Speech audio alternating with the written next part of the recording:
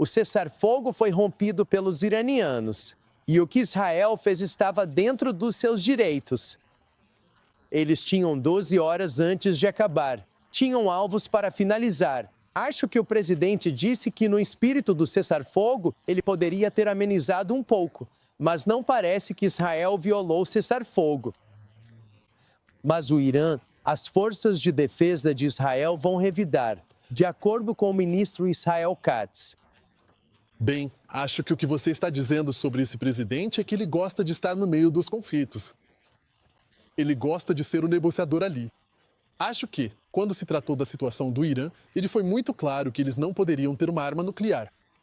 Mas acho que o ponto dele é, como eu disse cessar fogo, não espere até o último momento, até o tempo acabar. Ele também não gostou de ver isso. Ele está claramente frustrado esta manhã. Sabe, ele não gosta da cobertura. Parece que eles não estão celebrando o nosso grande exército e a missão bem-sucedida que tiveram, segundo as outras emissoras. E acho que ele está certo quanto a isso. Bem, quero dizer, isso me lembra o Marco Rubio. No fim de semana, ele foi entrevistado por uma das emissoras e ele disse, acho que sei mais do que você.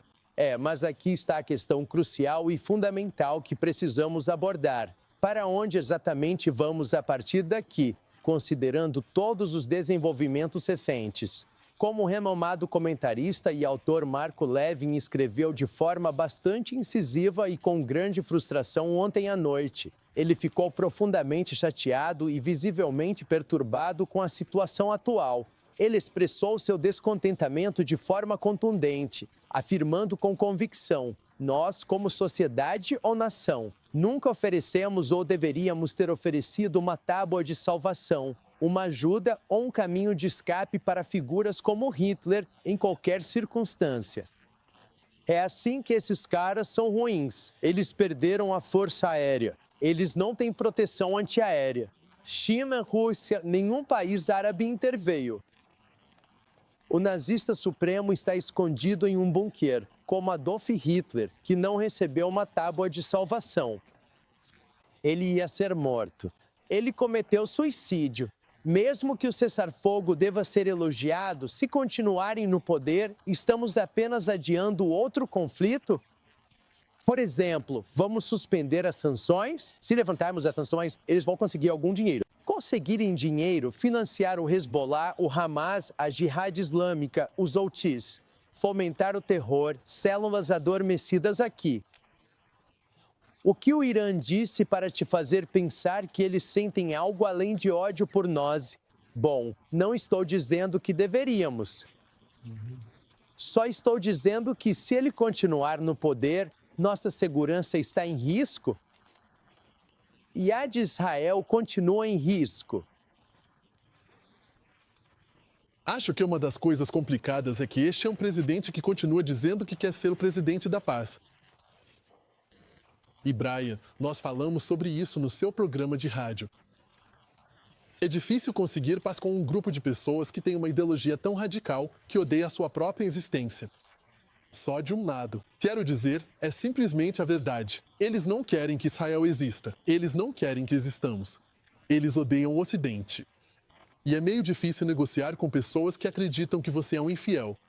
Eles não precisam lhe dizer a verdade. Exatamente. Aqui está a grande esperança que tenho. É realmente um país que é um problema. Síria, eles estão tentando reconstruir. Liberamos sanções. Você sabe que na Síria eles colocaram outdoors enormes. Obrigado, presidente Trump. Então por quê? Porque estão dando uma chance a eles. O Egito não é um problema. O Bahrein não é um problema. O Catar não é um problema. Os Emirados Árabes Unidos não são um problema. A Arábia Saudita não é um problema. Qual é o problema? É aquele país. Questão é, você dá tábua de salvação a eles? Por que eles têm escolha a renunciar? O Ayatollah disse, um tiro simbólico nos Estados Unidos. Podemos conversar? Sim, aproveite a chance. Mas sabe quem tem que estar incluído nisso? Você tem que estar incluído nisso. Você não pode financiar os proxies. Você não pode ter mísseis balísticos. E não pode ter um programa nuclear. Se acontecer algo com uma célula adormecida, o Irã é diretamente responsável. Eles têm que estar cientes de que nós sabemos disso. O presidente, a caminho do Air Force One, disse aos repórteres: assim que eu terminar de falar com vocês, basicamente, pareceu que ele vai ligar para Benjamin Netanyahu e tentar resolver isso. Alex Zoff está ao vivo na Casa Branca com as últimas informações. Oi, Alex. Oi, é bom estar com vocês. Sim, o presidente está irritado. Ele está bravo. Ele está bravo com os dois lados aqui, deixando isso muito claro. Quer dizer, vocês ouviram o palavrão que ele usou. Em um momento, ele refletiu que, sim, pode ter havido alguns representantes, alguns seguidores do lado iraniano que talvez não tenham respeitado esse cessar-fogo.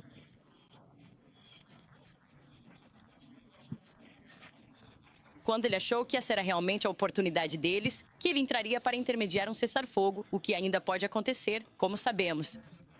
Quero dizer, isso pode ser, como Mike Tobin comentou mais cedo, o tipo de jogo de empurra-empurra que acontece quando há um prazo para um cessar-fogo. Mas, de qualquer forma, o presidente Trump está extremamente frustrado. Ele está frustrado. E algo que eu pude perceber foi isso. Ele expressou certa frustração com algumas representações da mídia sobre a eficácia da operação de sábado. A Operação Martelo da Meia-Noite em debilitar as capacidades nucleares do Irã. E ele vê parte disso como desrespeito aos pilotos dos BE-2. Mas acho que ele também está dizendo aqui que Irã e Israel estão desrespeitando as ações daqueles heróis americanos que foram até lá naquela missão de mais de 30 horas para ajudar a realizar o que o presidente Trump estava otimista ontem à noite que poderia acontecer. Poderia haver paz entre países que, historicamente, há uma chance de que nunca possa haver, de muitas maneiras. Mas, como você ouviu o presidente dizer, eles estão lutando há tanto tempo que estão em um turbilhão de emoções com algo assim, que não conseguem se impedir de continuar lutando. Então, o presidente agora está indo para Amsterdã. Ele saiu da Casa Branca há cerca de meia hora. Ele vai chegar em Amsterdã por volta da 1 da tarde. Esse será o primeiro encontro da OTAN de sua presidência. Mas eu quero, na verdade, voltar um pouco ao que está levando a tudo isso, porque houve pessoas que, na semana passada, pensaram, ou neste fim de semana acharam que ele talvez nem fosse fazer essa viagem agora. Mas ele disse que, na verdade, estava otimista ontem à noite. Então, é preciso olhar para essas emoções de ontem à noite e depois para essa viagem de hoje. É uma jornada bem longa. Mas ele achou que isso era o fim da guerra de 12 dias, como ele havia chamado. E se fosse assim, e se tudo acontecesse como deveria, ele disse, seria algo saudado pelo mundo. E mais coisas vieram à tona desde ontem à tarde até agora, em relação ao ataque de retaliação do Irã à base aérea americana no Catar. A administração, e na verdade o resto do mundo, considera isso uma encenação e um aceno de cumplicidade do Irã. Para dizer ao seu povo que eles revidaram contra os Estados Unidos, sem realmente causar impacto. Vou ler agora uma publicação no Truth Social em que o presidente, ao explicar o que estava acontecendo aqui, disse, abre aspas, o Irã respondeu oficialmente à nossa destruição de suas instalações nucleares com uma resposta muito fraca. Quero agradecer ao Irã por nos avisar com antecedência, o que possibilitou que nenhuma vida fosse perdida e ninguém se ferisse. Agora, o Irã havia lançado pelo menos 14 mísseis em direção àquela base, que foram interceptados e destruídos pelo Catar. Um deles simplesmente não atingiu o alvo. Então, não foi uma má troca para os Estados Unidos, que, por meio da Operação Martelo da Meia-Noite no sábado, conseguiu obliterar, segundo a Casa Branca, as capacidades nucleares do Irã. Então, quando se trata de Aya e do presidente Trump estar na cúpula da OTAN, quero dizer, isso vai ser, eu não quero dizer tenso. Talvez, não sei se é tenso, ou tão tenso quanto poderia ter sido. Mas ainda temos duas guerras acontecendo neste momento. Israel, Irã, também Rússia e Ucrânia. Em ambas, o presidente Trump tem tentado atuar como um mediador. E é a primeira cúpula da OTAN do seu segundo mandato. Então ele vai chegar lá hoje à noite. Isso realmente vai começar amanhã. Há algumas notícias positivas aqui sobre no lado dos gastos com defesa, porque um dos objetivos do presidente Trump, ao ir para a Haia, era convencer os aliados a aumentarem seus gastos com defesa para 5%, para tornar isso um compromisso entre os aliados. E o que estamos ouvindo agora é que parece que, esses países membros vão fazer isso, todos os membros, exceto a Espanha. Pessoal, devolvo para vocês aí no estúdio. Sim, obrigado. Vou seguir em frente. Não, rapidinho, Alex, porque você estava lá. Eu não acho que a pergunta tenha provocado a frustração e a raiva ali. Isso era algo que ele já estava pronto para expressar. Acho que, independentemente de a pergunta ter sido feita ou não, ele já tinha postado nas redes sociais também para Israel. Não solte essas bombas. Tipo, agora isso depende de vocês. Você é a força motriz disto. Figure-se. Mas Israel estava respondendo? Então há cessar-fogo. E então Israel estava apenas respondendo depois de ter sido atacado novamente pelo Irã? E sim, é assim que Israel está explicando, que eles estão dizendo que o Irã quebrou esse cessar-fogo, que eles não têm escolha a não ser responder. E o presidente Trump está dizendo, você tem. Certo. Muito obrigado, Alex. Aqui está a verdade exata. Social Post, Israel, não jogue essas bombas. Se você fizer isso, será uma violação grave. Traga seus pilotos para casa agora. Deixe claro.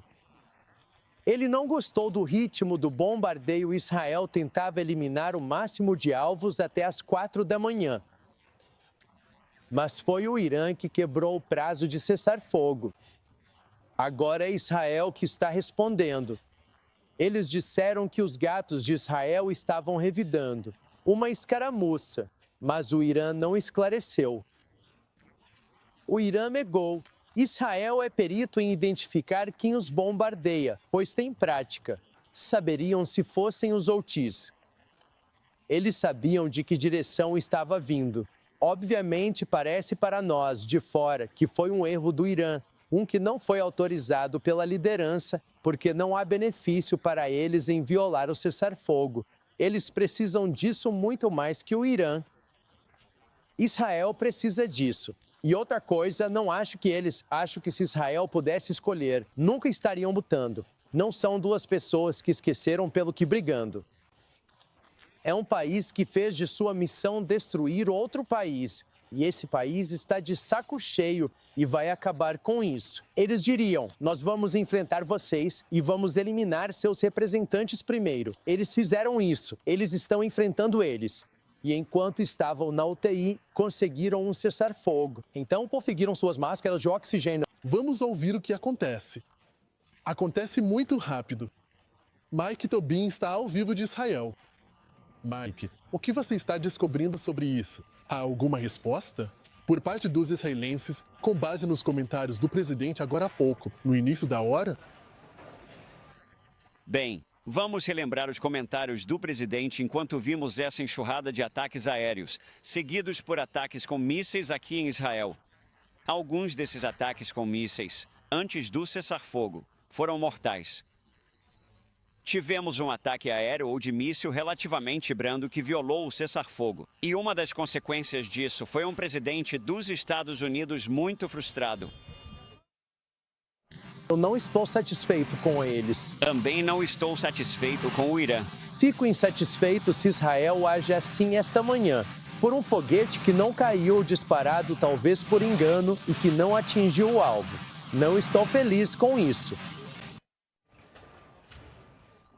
Israel diz que, na verdade, foram 2 foguetes. Um ministro da Defesa furioso, Israel Katz, disse o seguinte: instruir as forças de defesa de Israel a responderem com força à violação do cessar-fogo pelo Irã, com ataques de alta intensidade contra alvos do regime. Portanto, uma indicação clara de que Israel pretende retaliar hoje.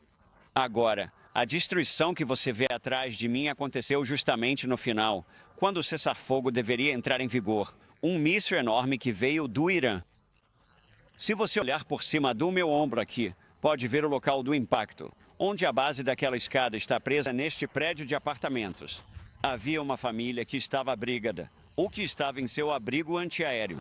Eles foram atingidos diretamente.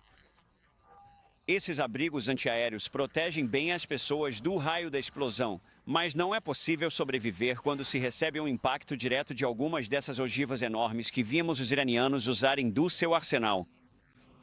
Agora, Israel revidou contra alguns dos lançadores de mísseis. Uma das coisas que um porta-voz da polícia destacou aqui hoje é que Israel revida contra alvos militares. O Irã tem disparado contra a população civil. Esses são bairros residenciais. Não há nenhuma base militar aqui por perto, nas proximidades imediatas.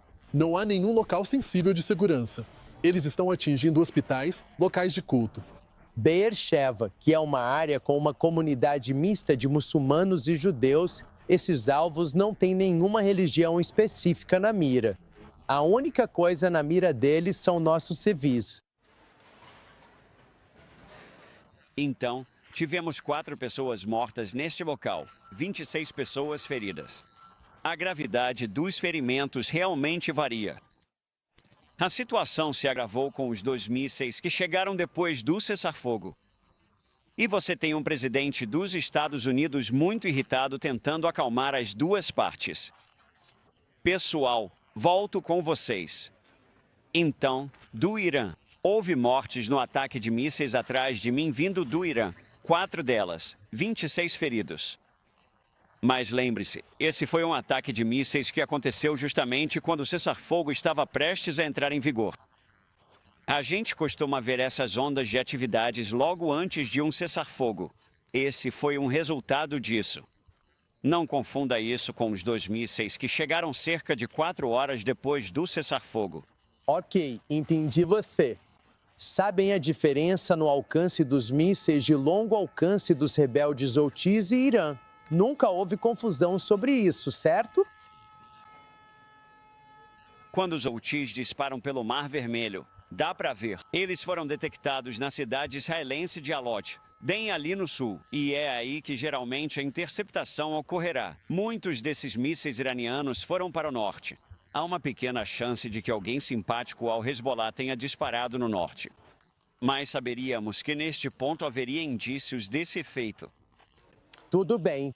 Então, definitivamente foi confirmado que era do Irã. Sim, ok, eu acho. Obrigado, Mike. Para ser justo, acho que a resposta forte de Israel teve a ver com as pessoas morrendo, com civis morrendo, e é por isso que eles continuam a atacar. Acho que é como se eles dissessem: há um cessar-fogo, vocês não respeitaram, então vamos revidar. Bem, a perda de vidas aconteceu antes do cessar-fogo. E acho que a resposta deles é tipo: vamos até o limite disso, certo? Vou dizer uma coisa, Steve Voldcliff acabou de cancelar. Então não vamos tê-lo ponto, ele está ocupado. Uma das notícias era que o Hamas e Israel iam se encontrar no Catar. Ele disse: se o Irã se acalmar, a gente faz isso. Então, hoje tem muita coisa acontecendo e